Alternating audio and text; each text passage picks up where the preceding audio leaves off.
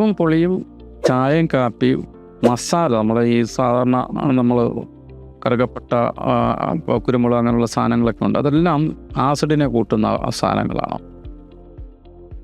നമ്മൾ ഈ ഇങ്ങനെയുള്ള സാധനങ്ങൾ കൂടുതൽ ഉപയോഗിക്കുകയാണെന്നുണ്ടെങ്കിൽ ഈ ചെറിയ ചെറിയ സുഷിരങ്ങൾ, ഈ നേരത്തെ പറഞ്ഞ ഈ പ്രൊട്ടക്റ്റീവ് മെക്കാനിസത്തിനെ കിഴിച്ച് ചെറിയ ചെറിയ വ്രണങ്ങൾ ഉണ്ടാക്കും.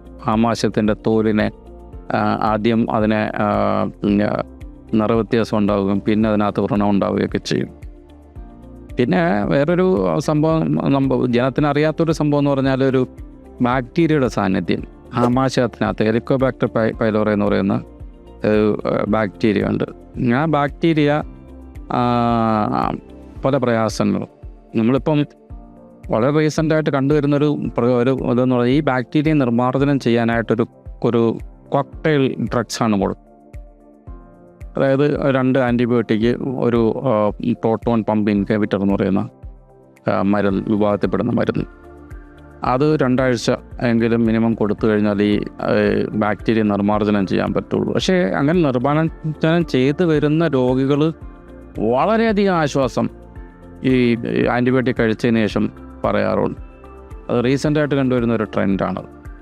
മനസ്സിലായില്ലേ? നേരത്തെ ഈ ബാക്ടീരിയ കണ്ടുപിടിച്ചിട്ടില്ലായിരുന്നു. കണ്ടുപിടിച്ചതിന് ശേഷമൊക്കെ ആയിട്ട് കൂടുതൽ പുള്ളിക്ക് നവൽ സമ്മാനം ഉൾപ്പെടെ കിട്ടുകയൊക്കെ ചെയ്തു.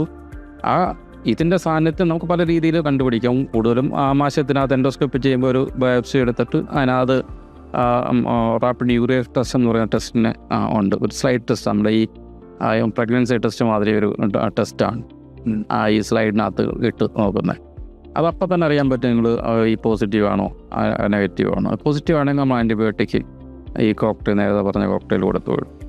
അപ്പം ഇതിൻ്റെ സാന്നിധ്യം ഉണ്ടോ എന്ന് നോക്കുന്നത് വളരെ ആവശ്യമാണ്. നമ്മൾ ബ്ലഡിലും സ്റ്റൂളിലും ബ്രത്തിലും ഒക്കെ ഇതിൻ്റെ സാന്നിധ്യം അറിയാൻ പറ്റുന്ന ടെസ്റ്റുകൾ ഉണ്ടെങ്കിൽ തന്നെ ഏറ്റവും സ്പെസിഫിക് ആയിട്ടുള്ള ടെസ്റ്റ് എൻഡോസ്കോപ്പി ചെയ്ത് കണ്ടുപിടിക്കുന്ന ടെസ്റ്റ്.